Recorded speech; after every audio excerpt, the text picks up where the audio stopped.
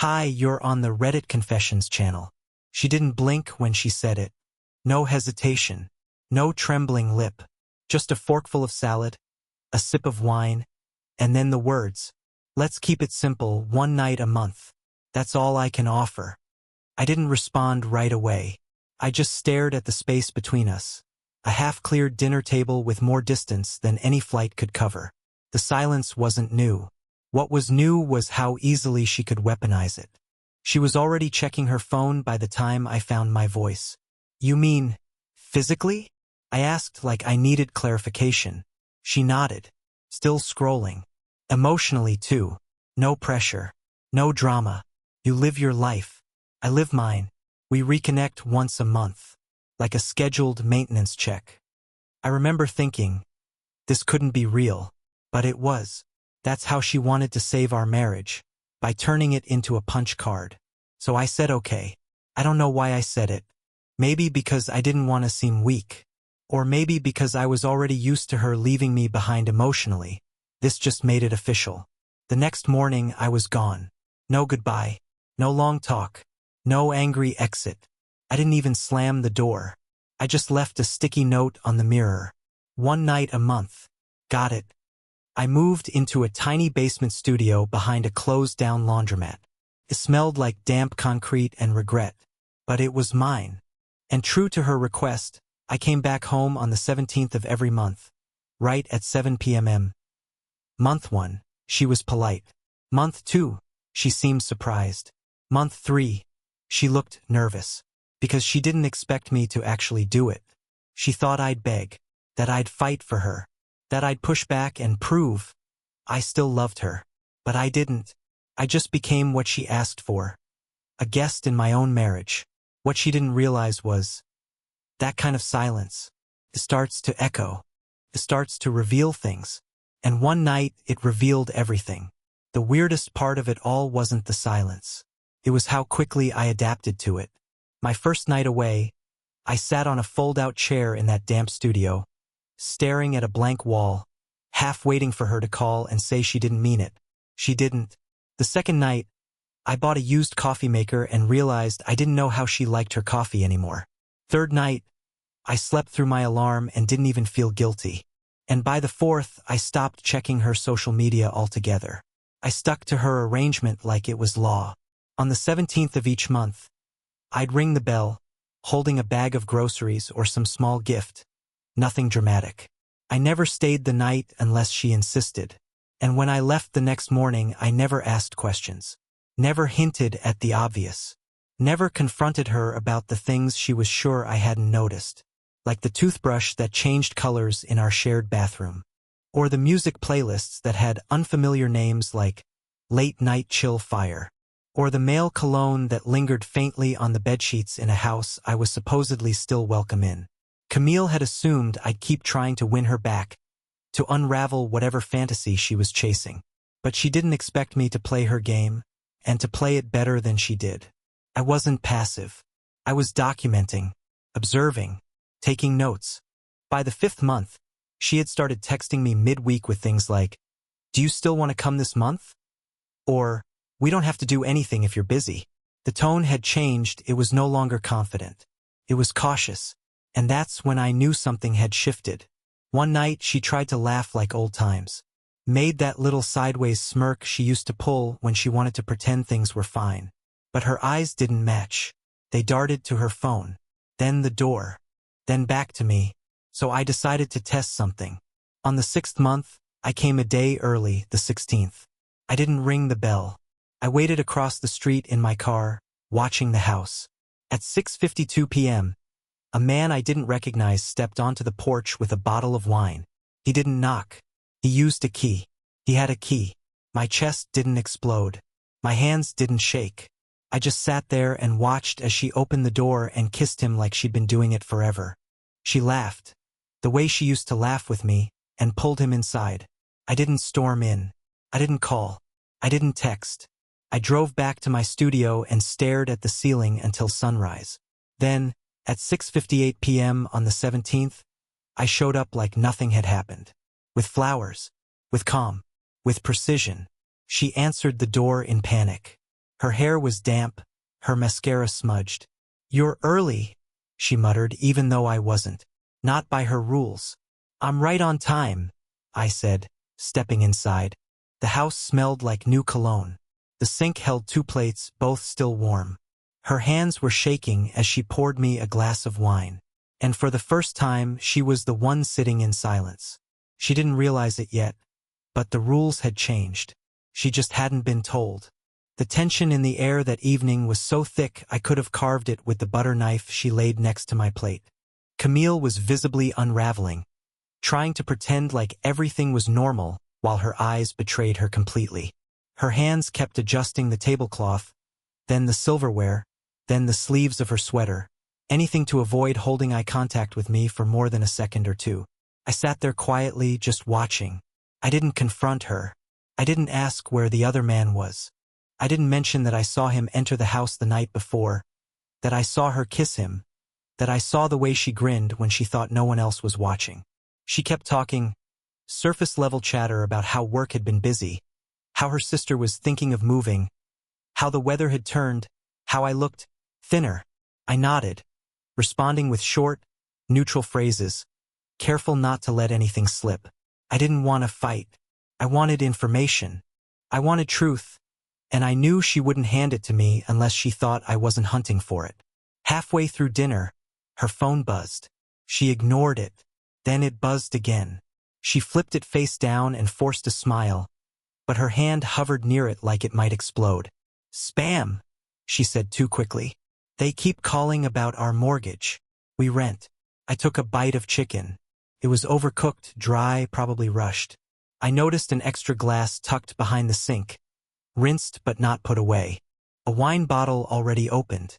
A second fork in the dishwasher, which she never used when she ate alone. And the real giveaway. A hoodie. A man's hoodie, carelessly stuffed between 2 couch cushions. I hadn't worn a hoodie like that since college. And it wasn't mine. She was slipping fast. "Are you okay?" she asked suddenly, as if remembering she was supposed to be a wife again, if only for the night. "You seem quiet." I looked her straight in the eye, gave her a small smile and said, "I'm just soaking it all in." She nodded like she understood, but she didn't, not even close. I was studying her, the micro-expressions, the little lies, the nervous deflections. And in that moment, I realized something brutal. Camille wasn't sorry, not even a little. She was scared of being caught, not scared of what she was doing. Later that night, while she showered, I wandered into our shared office. Her laptop was open. No password. Maybe she trusted me. Or maybe she was careless because she didn't think I paid attention anymore. Either way, I clicked open her email. And there it was, bold as brass. A string of messages from someone named Eli T. Short, coded. Some flirty, some routine. One in particular hit me in the gut. "Had a great time last night. I like when you're bolder. Next month, my place?" I stared at the screen. Not angry, not even heartbroken. Just done. I closed the laptop, walked into the living room, sat on the couch. She came out of the bathroom minutes later in her robe, hair damp, face fresh. "You want tea before bed?" she asked, like we were playing house. And for the first time, I said no. "No, Camille. I think we've had enough of that." She froze. Her smile faded. "What do you mean?" I stood up, grabbed my jacket, and headed toward the door. "You said 1 night a month. That's what you wanted, right? 1 night. 1 version of the truth. 1 seat at the table." And before she could speak again, I was gone. I didn't slam the door. I didn't say goodbye. But I made sure the next time she saw me wouldn't be on her schedule. 2 weeks passed before she texted me. It was a short message. No greeting. No questions. Just, "Are you coming this month?" I stared at it for a while, rereading it like it might say something else if I tilted the screen. I didn't answer right away. I wanted her to wonder. I wanted her to sit in that silence. The same kind I'd been choking on for months. The truth was, I'd already made my decision. I wasn't going back for the next scheduled night. Not in the way she expected. She wanted 1 night a month? Fine. She just didn't say what kind of night. So, I decided to rewrite the rules not out of revenge, but because I needed her to see what she'd created. I waited until the morning of the 17th. At 8:04 a.m., I texted her, "See you at 7. Dress nicely." That was it. The rest of the day I spent in motion. I rented a small private room at a downtown restaurant. Dim lighting, white tablecloths, soft music. Expensive enough to make a statement. I booked 2 dinners. One vegetarian, one steak. Then I placed something in a small envelope and asked the hostess to deliver it at the right moment. That evening, I showed up early, sat at the back table facing the entrance. She arrived 7 minutes late. She looked confused, maybe even nervous. She wore a maroon dress I hadn't seen in years, the one she used to save for special nights. I stood and greeted her like nothing was wrong. She sat slowly, scanning the room. "This isn't what I expected," she said cautiously. I smiled. "You said 1 night a month. I figured we'd make this one count."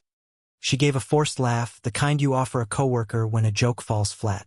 I could see the unease behind her eyes. I made small talk at first, the weather, some vague mention of work. She didn't bite. She was waiting for the other shoe to drop. Dinner arrived. We ate in silence. I didn't compliment her dress. She didn't ask where I'd been. The waiter poured the wine, and just before dessert, the hostess appeared with a silver tray. On it was the envelope I had prepped. She placed it gently in front of Camille and said, "For you." Camille looked at me. I nodded. She slowly opened it. Inside were 3 things. A printed screenshot of the email from Eli, a copy of the apartment key entry logs showing her comings and goings, and a letter handwritten by me. Nothing cruel. Nothing dramatic. Just a note that said, "You asked for space. I gave it to you. You asked for silence. I lived in it. You wanted 1 night a month. I accepted that. But now I want something too honesty. And since I won't get it from your mouth, I'll take it from your actions." She stared at the paper, mouth slightly open, breath caught. I could feel her panic crawling up her throat. She looked at me with wide eyes like I had pulled the tablecloth out from under her perfect setup, because I had. "You followed me?" she asked, her voice barely above a whisper. "No," I said calmly. "I noticed you. There's a difference." She stood up, eyes glassy, her hands gripping the edge of the table. "What do you want me to say, Daryl? That I messed up? That I never thought you'd actually walk away?" "No," I said, rising to meet her at eye level. "I want you to understand that you already did." She didn't cry. Not there. She just looked broken in a way I hadn't seen before. Not because she felt guilty, but because she realized she'd lost control of the narrative. The man who always said sorry first had stopped apologizing. I left the envelope on the table and walked out. The city lights felt sharper than usual. Cleaner. Like someone had wiped the fog off the lens of my life. And somewhere behind me, I knew Camille was sitting alone in a restaurant booth, reading proof that I'd been paying attention all along. Camille didn't call me the next day, or the day after that. For someone who used to text me hourly reminders to buy milk or bring in the mail, her silence now was loud enough to keep me up at night. I wasn't surprised. That envelope at the restaurant didn't just contain proof. It contained a mirror. And Camille was never the type to handle her own reflection when it stopped flattering her. The irony? I hadn't even included everything I knew. I didn't mention the receipts I found in the shared Amazon account. Things I never ordered, gifts that weren't for me. I didn't bring up the security camera footage I'd quietly installed back when she first asked for space. Or the voicemail from Eli that she accidentally forwarded to our joint number, thinking she'd deleted it. It was short, too intimate, and filled with phrases like, "Next time, don't make him your excuse," and "I don't like feeling like a secret." I didn't use those things, not yet, because I didn't need to. Sometimes power isn't in what you show. It's in what you choose to keep in your pocket. But I did make one small change. I skipped the 17th. I didn't text. I didn't show up. I wanted her to feel the absence like I had. I wanted her to taste the air and wonder why it was suddenly so cold. On the 20th, she finally broke. The knock at my studio door came around 8:30 p.m. I knew it was her before I opened it. Camille never knocked like she belonged. She knocked like she was checking if I still existed. I let the door swing open slowly. She looked smaller than usual, less composed. She wasn't wearing makeup, and her coat was barely buttoned. She didn't speak at first, just stood there holding something, a faded envelope, maybe from the same pack I had used. "I wrote you something," she said quietly, eyes lowered. I stepped aside and let her in, saying nothing. She walked into my tiny space like it was a museum exhibit. Curious, cautious, uncomfortable. She sat down on the edge of the bed without waiting to be invited and placed the envelope on the table between us. "I don't expect forgiveness," she said, her voice tight. "But I need to explain everything." I stared at the envelope. I didn't open it. "You could have just told me," I said finally. "You didn't have to make a schedule out of avoiding me." "I was scared," she whispered. "And selfish. Mostly selfish." Her honesty, raw as it was, didn't hit me the way I expected. I didn't feel vindicated. I didn't feel satisfied. I felt tired, like I'd carried a backpack full of bricks uphill and finally realized the view at the top wasn't worth the wait. "I started seeing Eli 6 months before I brought up the one night a month thing," she said, voice cracking. "I told myself it was just emotional, that I wasn't really cheating, that if I controlled the damage, it wasn't that bad." I nodded slowly, still not touching the envelope. "But it was bad. You just wanted to be the one managing the fire instead of putting it out." She wiped her eyes. "I didn't know how to leave you. You're the kindest person I've ever known, Daryl. I kept thinking I'd come back to you eventually, that you'd be waiting." That stung in a way I can't explain. Not because she admitted she was using me. I already knew that. What hurt was the way she said it so matter-of-factly, like my loyalty had been a resource she felt entitled to. I stood up and opened the window. The air outside was freezing, but I needed to breathe something that didn't smell like her perfume. "I'm not your backup plan," I said, not looking at her. "You said one night a month, Camille. But you don't get to choose which nights I disappear, and which ones I stay." She stood too slowly. She didn't try to touch me. She just nodded, picked up the envelope again, and placed it on my desk instead. "If you ever want to know the whole truth, it's in there." Then she walked out. And for the first time since all of this began, I didn't feel alone. I felt free. The envelope sat on my desk like it had its own pulse. I tried ignoring it, leaving it under a stack of old bills, then tossing a hoodie on top of it. But no matter where I moved in that cramped little studio, I could feel it watching me. That rectangle of confessions, sealed with shaking hands and too much delay. By the third day, I gave up pretending. I opened it with the same nervous energy people use when disarming a bomb, careful not to rip the paper, not because I cared about the letter, but because something about the fragility of it made me feel like if I handled it wrong, the truth inside would hit harder. It wasn't long. 1 page, folded twice, handwritten in blue ink, the same pen she used to write grocery lists and birthday cards. Her handwriting looked rushed, like she wasn't sure if she wanted to finish it while she was writing it. It started with, "I never stopped loving you, but I stopped respecting what we built." And that was worse. She didn't try to justify things. She laid it out plain. Said it started when I began working nights, when my exhaustion became part of our routine, when I stopped noticing her new haircuts or how often she cried quietly after dinner. She said she met Eli at a friend's wine night. He listened, and she liked how that made her feel seen again. It started emotional, turned physical, then became a second life she hadn't planned for but also hadn't resisted. Then came the line I wish I could forget. "I didn't plan to fall in love with him, but I didn't stop myself either. And that's the part one hate myself for." I stopped reading right there for a minute, put the letter down and stared at the ceiling. I wanted to hate her. I really did. But all I felt was numb. When I finally finished it, the last paragraph hit the hardest. "You always gave me safety, Daryl. Stability. But I confused that for routine. I didn't realize that quiet love was the rare kind. The kind people don't know they need until they lose it. And I'm terrified I've lost you forever." No apology. No begging. Just fear. Honest, raw fear. I sat there until my legs cramped. I didn't cry. I didn't scream. I didn't crumble. I just felt everything and nothing all at once.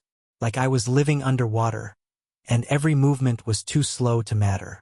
The next day, I did something strange. I went back to our old house. I didn't knock. I still had my key, the one she hadn't asked me to return. I expected her to be gone, but she was there, sitting on the couch in the dark, wrapped in a blanket like she'd been waiting. "I didn't think you'd come," she whispered. "I almost didn't." We didn't talk much. I told her I read the letter. She asked if I believed it. I said yes. Then she asked if I forgave her. I paused for a long time before answering. "I forgive you for being human," I said. "But I don't forgive what you did to us." She nodded. No tears this time, just acceptance. I stood to leave, but before I reached the door, she said, "Do you think there's still a version of us that could work?" I didn't answer, because I didn't know. Because the old version of us was already dead. And any new version would be haunted by the ghost of one night a month. I walked out, locked the door behind me, and slipped the key through the mail slot. And that was the moment I realized closure doesn't always come with a conversation. Sometimes it comes in the quiet decision to finally stop waiting for someone who only ever gave you pieces. A week after I dropped the key through the mail slot, I started noticing unfamiliar things outside my studio window. Parked car I didn't recognize. The same silver sedan, 2 nights in a row, always across the street, engine off. I brushed it off at first. Probably just a neighbor. Probably just someone staying with the guy 2 doors down who smoked outside in his socks. But on the 3rd night I saw her, Camille, sitting behind the wheel, staring at my front door like she was debating something too heavy to lift. I didn't go out. I turned off the light and let her sit in it. The next morning, she texted, "I know I don't deserve this, but can I talk to you? Really talk?" I didn't reply. She texted again that evening, "Not for forgiveness, just honesty. Please." I should have blocked the number, deleted the messages, moved on. But instead I said yes. I told her she could meet me at Haven Bridge, a quiet spot over the river, barely lit, mostly forgotten, which felt appropriate for what we'd become. We used to sit there in our 20s, back when we thought love meant promising forever without ever discussing what it required. She arrived late, as usual, shivering in a jacket that wasn't warm enough for the wind cutting off the water. I stayed seated on the bench, hands in my pockets, not offering a hug. She stood a few feet away, almost like she was waiting for permission to speak. "I don't expect to be with you again," she began, her voice barely carrying over the breeze. "But I want to say something I never said during all of this. I was never bored of you, Daryl. I was scared of the version of me I was becoming, the one who could walk past you and feel nothing." I stayed silent. "I didn't cheat because I stopped loving you," she continued. "I cheated because I stopped loving myself. And he made me feel alive for 5 minutes. That 5 minutes destroyed everything." Still, I didn't respond. She sat down beside me slowly, not too close. "I think about that first night you didn't show up. The one night you broke the pattern. That was the night I realized how much space you'd been filling, how much I had taken for granted." Her voice cracked then. I could feel her looking at me, but I didn't turn. "I read your letter again," she whispered. "The one you left on the restaurant table." Every word felt like a door slamming shut, but I kept hoping maybe there was a window open somewhere. I finally looked at her. She looked older, not aged, just tired, like someone who'd spent too many nights wrestling with herself and losing. "There is no window, Camille," I said quietly. "There's not even a house anymore." She nodded, slowly, painfully, then pulled something from her bag, her wedding ring. She held it out in her palm. "I don't wear this anymore," she said. "But I didn't throw it away. Couldn't. It still means something to me. Not because of what we have now, but because of what we had before I ruined it." I stared at the ring but didn't take it. "I don't want it," I said gently. "I know," she replied, and closed her fist around it like she needed to feel it dig into her skin. The wind picked up. The river below us moved like it was pulling secrets downstream. And for a while we just sat there, two people who had run out of reasons, run out of blame, and were finally sitting in the quiet truth neither of us could change. When we stood up, I didn't say goodbye. She didn't ask for anything more. We just walked away in opposite directions. And for the first time since this all began, I felt like I wasn't carrying her mistakes anymore. I was just walking light, uncertain, but finally facing forward. It's strange how healing doesn't always come from the person who hurt you. Sometimes it comes in the quiet aftermath, in the moments you expect to break but somehow feel whole instead. A week after that final meeting on the bridge, I found myself doing something I hadn't done in a long time. Laughing. Not the fake kind. Not the polite, dry chuckle I used to give Camille when I didn't know what else to do. This was real. It came while I was helping an old woman push a shopping cart stuck in the ice, and she made a joke about being more graceful 20 years ago. I laughed. Loudly. And I realized I hadn't heard that sound come out of me in months. That was the moment I knew I was coming back to myself. I didn't see Camille again after the bridge. She stopped texting. No more parked car outside. No more late night, just wanted to say messages. Maybe she realized that holding on in silence was worse than letting go in truth. Or maybe she just accepted what I had already decided. I wasn't living in the margins anymore. I wasn't anyone's once a month. Instead, I started rebuilding from the ground up. I took longer walks. I reconnected with an old friend I distanced myself from during the worst parts of my marriage. I even started writing again, badly, but with feeling. For the first time in years, I stopped asking myself what Camille was doing and started asking what I wanted to do. The funny thing? I don't hate her. Not even a little. What she did was selfish, yes. But what I allowed for so long, silencing myself to keep her comfortable, that was also part of the problem. And I've owned that. I've learned from it. I've learned that love should never be rationed like a paycheck. It should be present, daily, chosen. I used to think the saddest part of our story was the moment she asked for one night a month. Now I think the saddest part was how easily I accepted it, as if that's all I deserved. But that's behind me now. This morning, I opened the window of my new apartment. Bigger, warmer, filled with little plants I've somehow managed not to kill. And for the first time, I didn't feel like I was waiting for anything. Not an apology. Not closure. Not her. Just the next chapter. And that's exactly where I'm heading. Thanks for watching this story here on Reddit Confessions. What moment in Daryl's journey stuck with you most? Was it the letter? The dinner? The bridge? Share your thoughts in the comments. And don't forget to follow for more powerful stories about heartbreak, healing, and everything in between.